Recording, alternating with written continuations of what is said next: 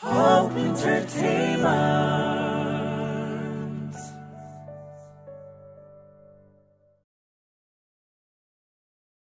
Dhaggeeffattoota keenya kun sagantaa Oromoo magaalaa irraa kun sagantaa afaan Amaaraatiin afaan Garloo aadaa fi aartii Oromoo guddisuu cinaatti qabsoo Oromoos waldaa Maccaaftuu lamaa qabsoo uummata Oromoo qabsoon Oromoo kufaa karaa dinagdee amma dhaloota kan argaa jiru.